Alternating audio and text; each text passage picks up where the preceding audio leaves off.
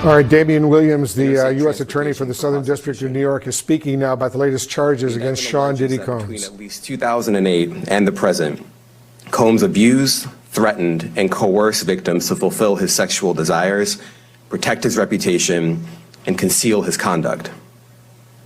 As alleged in the indictment, to carry out this conduct, Sean Combs led and participated in a racketeering conspiracy that used the business empire he controlled to carry out criminal activity, including sex trafficking, forced labor, kidnapping, arson, bribery, and the obstruction of justice.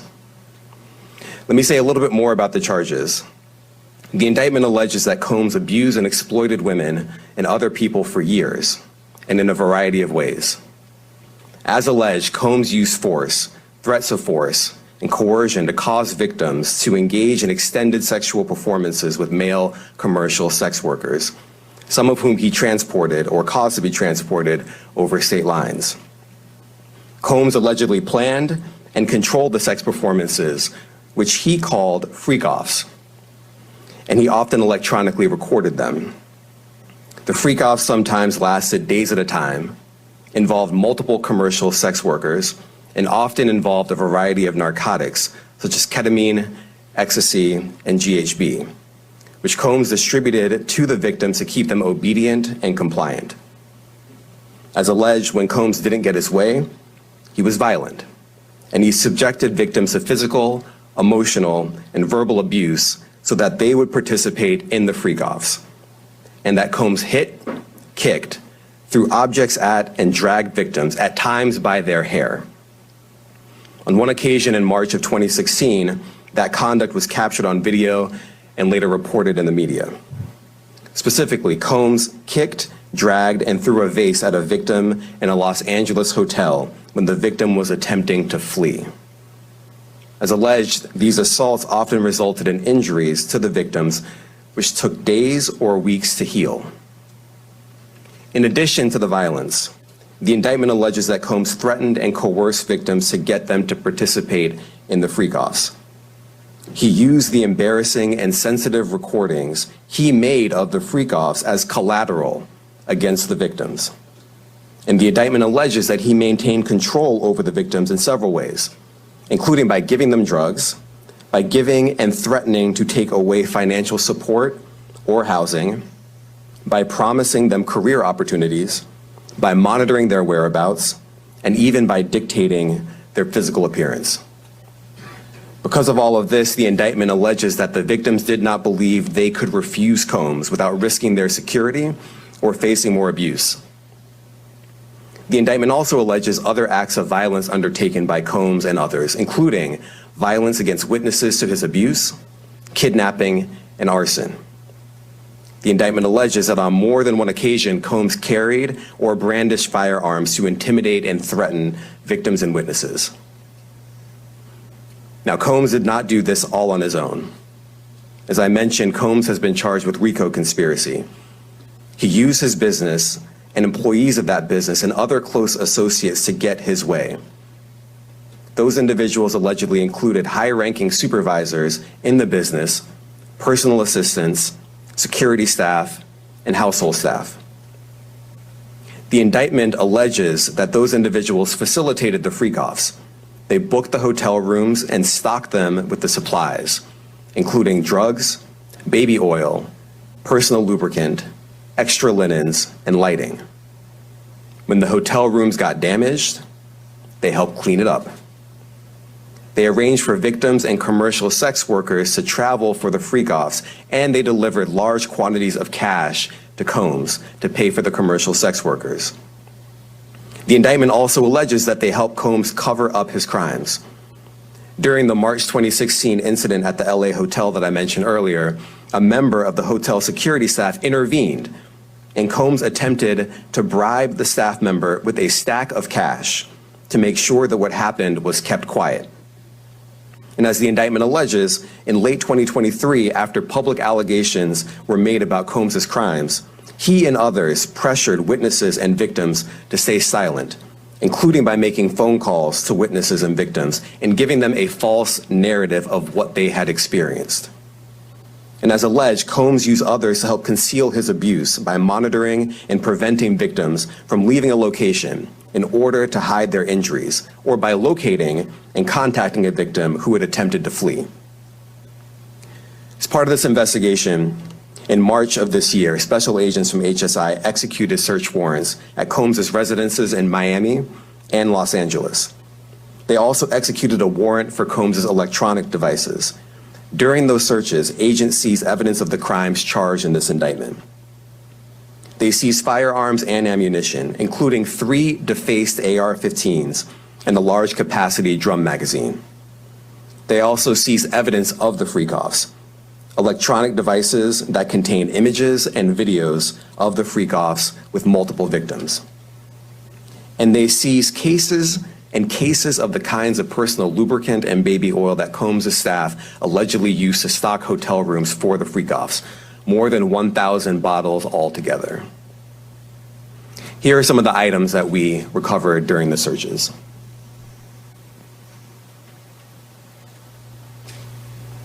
As you can see here, this is a drum magazine, large capacity, and it contains, I believe, 59 rounds. I mentioned as well, we recovered 3 AR-15s. This is a close-up shot of one of the AR-15s, and you can see right here, the serial number has been thoroughly defaced. Another picture of more ammunition and parts of 2 AR-15s right there. Now, I want to be clear about 2 things. First, this office is determined to investigate and prosecute anyone who engages in sex trafficking, no matter how powerful or wealthy or famous you may be. No one should doubt our commitment on that. A year ago, Sean Combs stood in Times Square and was handed a key to New York City. Today, he's been indicted and will face justice in the Southern District of New York. Second, we are not done. This investigation is ongoing, and I encourage anyone with information about this case to come forward and to do it quickly. Anyone with information can call 1-877-4HSI-TIP. I want to express my deep appreciation for the victims and witnesses who have used their voices and helped bring this criminal conduct to light. We would not be here without them. I also want to thank the dedicated case agents on the HSI Trafficking in Person Squad in New York. They have been with us since day one and have worked tirelessly on this investigation. They will continue to be invaluable partners to us. I also want to thank the incredible agents and analysts from SCNY who have also provided tremendous assistance on this case. I'm deeply grateful for their continued work. And finally, I want to thank the outstanding career prosecutors from SCNY who are handling this case. Meredith Foster, Emily Johnson, Chrissy Slavic, Madison Smizer, and Mitzi Steiner, and their supervisors, Jamie Backleapter and Jacqueline Kelly. They are members of the Civil Rights Unit in our criminal division. We created the Civil Rights Unit when I became U.S. Attorney. I'm deeply proud of their work on this and so many other cases. I'll now take some questions. Aaron Katursky, ABC. Thanks, Nick. Damian, thanks. The indictment describes aggressive, open, violent, hedonistic abuse that you say was recurrent and widely known. Why did it take law enforcement so long to intervene? How many women were victimized by Sean Combs, and how many others were involved? Look, our investigation is ongoing. We are committed to bringing justice to everyone who's been victimized by the defendant.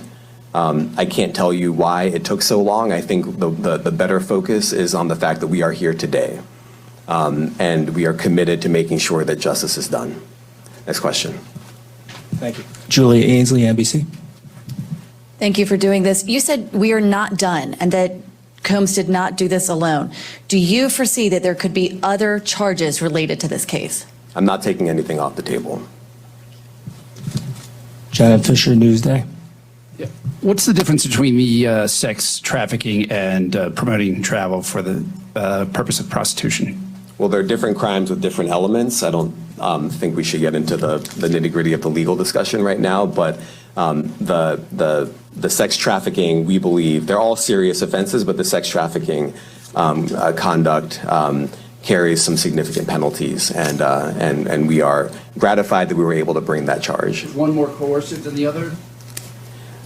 I'm not going to be able to get into that, but you can look it up, and yes, sex trafficking, especially when it involves coercion or force, is a very serious crime, and it carries significant penalties. Good afternoon, Darla Miles, ABC 7 New York. Thank you for this press conference and for the details. 2 questions. In context of this indictment and the information that was presented to the grand jury, are you able to clarify the number of victims?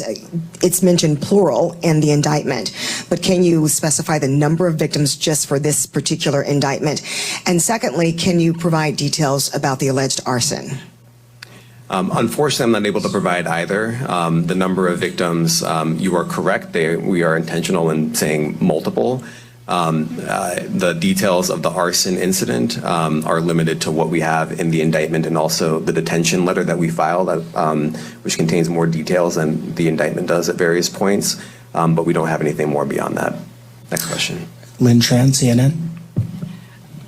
Are any of his accomplices or associates under investigation? And additionally, could he face any more charges? So the investigation is ongoing. That means both as to him and to anyone else who we believe committed the crime with him. Next question. Juliet Papa. Hi, good morning from 1010 Wins. Any indication that some of the women or victims here were imprisoned in his residences, and did he have locations where he kept them, and they were not allowed to leave? And also, he's indicted here, although there were searches and raids in LA, Miami. Why in New York? Well, I'm biased. I'm the U.S. Attorney in the Southern District of New York. I think that we have an outstanding track record of bringing some of the most impactful, sprawling, complex, difficult sex trafficking, human trafficking, labor trafficking, you name it. The Southern District of New York can do it, and so we're very proud of that. And so the scope and complexity of this investigation isn't something that we ran from. It's something that we embrace, and we will continue to do that. As to your question about whether he imprisoned anyone, all I can say is that, I mentioned this March 2016 incident where something was caught on video where a victim was attempting to flee, and there was violence that was associated with it. Was that at the residence or a hotel? That was at a hotel. Matthew Lee, Inner City Press. Thanks a lot. Does your office intend to seek remand, or are you reaching a bail package? And if you're willing, how would you contrast this with the R. Kelly case in EDNY in terms of the elements? Thanks. So we will be seeking detention. We have filed a letter laying out our reasoning for seeking pretrial detention. I'm not going to be able to expand beyond what's in the letter, but it contains all of the reasoning, and it contains the law as well. There is a presumption of detention in a case like this, and we think that's warranted. Thank you. John Anise, New York Daily News. Thank you. I was hoping to get some more detail about the searches of his residence, the guns, the cases of lubricant, and the videos. Where were they found amongst his residence? Were they all scattered around the houses in one place? I kind of wanted to just get a better picture of how that stuff was found. Well, look, I think that some of the details that you're seeking are in the detention letter. So, for instance, some of the AR-15s, 2 of the 3 defaced AR-15s were found in his bedroom closet in Miami, broken down into parts, along with magazines, with ammunition loaded in them. So some of that detail is in the detention letter. Beyond that, I'm not going to be able to get into where other items were stored. Ben Kochman, Post. Hey, thanks for doing this. Your office was the office that had been prosecuting Jeffrey Epstein before he died in custody. I have not read your detention memo yet. It's the first thing I'm going to do after this ends. But does the memo address, or is your office concerned with Combs's safety in custody, given what happened with Epstein? So we are concerned with anyone's safety whenever they are detained prior to trial. It's part of our obligations to keep people safe as well. It's part of the criminal justice system. So, but I do not draw any sort of connection between Jeffrey Epstein's suicide and what may or may not happen to any other defendant while they are detained pre-trial. And of course, the decision whether to detain the defendant will be up to a judge. Our position is that pre-trial detention is warranted under the law and based on the facts of this case, and I'll leave it at that. Are some of the prosecutors on this case some of the same prosecutors that had been handling that or that worked on the Maxwell case? So I'm not going to get into the staffing. I will say that this team, this group of AUSAs, this incredible group has been working on this case around the clock, and they've had their hands full. Next question. Gus Rosendale, NBC News. Good morning, sir. Combs' attorney said that his client has been cooperative with investigators. He said that this morning. I was wondering if you would have a reaction to that. Let me just say this. I think that generally and with increasing frequency, the word cooperative or cooperating has taken on tremendous elasticity and no longer really bears any relation to what the word means when we use it in a very specific context. So responding to lawful process and the like does not qualify as cooperation when we use that term here. Mike Sisak, AP. Thanks. To that end, was there any discussion of Mr. Combs surrendering? I understand he was taken into custody at a hotel in Manhattan last night, and maybe that wasn't the plan. Can you elaborate on how that came about and why that was? I'm not going to be able to get into any sort of operational details as to how he was taken into custody and when. He is in custody right now. He will be appearing in court later today. Was there any discussion of him surrendering, given they claim he's cooperating? I'm not going to be able to get into law enforcement tactics or operations. He made a big deal of the guns, but how come they're not charged outright or with obliterating Syria?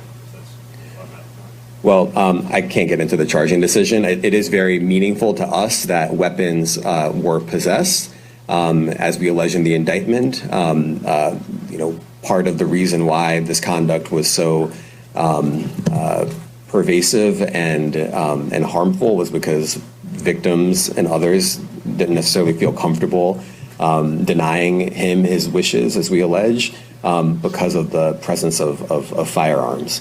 I should leave it there. Thanks. Last question, Jacob Shamison. Jacob Shamsian, Business Insider. Thank you.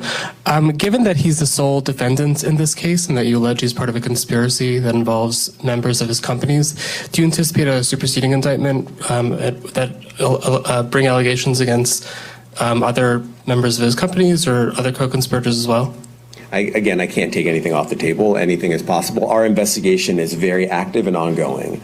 And I think a lot of you who cover this office know that when we say such things, that developments are certainly foreseeable, but I cannot predict them sitting here today. All right, thank you, everyone. Thank you. What part of his business empire is exposed before Richard? Thank you, everyone. All right, so there you have Damian Williams, the U.S. Attorney for the Southern District of New York, which of course includes New York City right there, outlining this case, these charges that have been filed now, sex trafficking and racketeering against Sean Diddy Combs. Kara Scannell is our correspondent. She's just outside the courthouse. You've been watching and reporting on this extensively, Kara. First of all, tell us what Sean Diddy Combs' lawyers are saying about this. Sean Diddy Combs' lawyers are saying that he's going to plead not guilty when he does appear before a federal judge later today. They say that they are going to fight like hell to try to get him released on bail. But you just heard from Damian Williams, the U.S. Attorney for the Southern District of New York, and that office is seeking detention. They do not want Sean Diddy Combs to walk out of this courthouse today. I was just reading through the detention letter that they filed with the court, and they lay out a number of reasons, including Combs' history of violence. They report, according to their allegations, that he has kicked, shoved, abused women for years. They also say that he is a flight risk because of his access to money and planes. They also note a number of weapons that they recovered in the search of his homes in LA and Miami earlier this year, including some serious weapons that they included pictures of at that press conference, saying that he has access to weapons both himself and through his security staff, noting that some of his security staff are criminals, in fact. They also say that another reason why Diddy should be detained is because he has tried to obstruct this very investigation, saying that he has tried to tamper with witnesses, had reached out to a number of witnesses in this investigation, asking them to create what he said was, what the U.S. Attorney's Office said was a false narrative. And some of those conversations were actually recorded on the phone of one of the co-conspirators, according to the U.S. Attorney's Office. Wolf? All right, Kara, stand by. I'm going to get back to you. Ellie Honig is with us. Ellie, you're a former assistant U.S. attorney in the Southern District of New York. You know a lot about this case. When we heard Damian Williams, the U.S. attorney for the Southern District of New York, just say they will seek pre-trial detention, that means that they're not going to allow bail to let this guy walk around. Is that right? Exactly, Wolf. And this is the memo that Damian Williams kept on referring to. I've now read it. Kara just talked a little bit about it. Prosecutors are going to argue to a judge that Sean Combs needs to be locked up from now until his trial. And ordinarily, when you make that argument, Wolf, as a prosecutor, you argue either the person is a danger or the person is a risk of flight, might take off. Here in this memo, prosecutors argue he's both. They say he's a danger, he's used physical violence, they talk about firearms, and they say he might take off. They talk about the fact that Sean Combs is facing, under this charge, if he's convicted, a mandatory minimum of 15 years in prison and a maximum of life. And prosecutors argue that given that, he has an incentive to flee. In fact, prosecutors say Sean Combs has offered up a $50 million bail package, 5-0, and prosecutors say that's not even enough to ensure that he'll return to court and that he'll remain safe. A couple other important details, Wolf, that are in this memo that Damian Williams alluded to. First of all, Damian Williams was asked how many victims, and he said multiple. Well, that doesn't give us much detail, but this document filed by his office says dozens of victims, plural. So we're talking at least 24, 25 or more victims. And also it explains the arson. Essentially, there was a robbery that Sean Combs was allegedly involved in, and they ended up throwing a Molotov cocktail into an individual's car. So that's where the arson piece comes from. Yeah, racketeering, sex trafficking, and arson, a lot of charges against Sean Diddy Combs. Stand by. Josh Campbell is with us as well. Josh, the U.S. Attorney in the Southern District of New York, Damian Williams, just said they're not done by any means. This investigation is ongoing. Give us your sense of what he's suggesting. Well, they're alleging that his business was a criminal enterprise, and this is a racketeering case, so there are others involved. We know from this indictment, Wolf, they're alleging the members of his security staff, his administrative staff, his household staff, and others were also involved. And so we're waiting to see if others will indeed be charged. The U.S. Attorney there saying that this remains an ongoing investigation. And Wolf, they're also calling on any additional witnesses to come forward if they have additional information. All right, Josh Campbell, Ellie Honig, Kara Scannell, to all of you, thank you very much. And to our viewers, thanks very much for joining me. I'm Wolf Blitzer. I'll be back later tonight, 6 p.m. Eastern, in the Situation Room.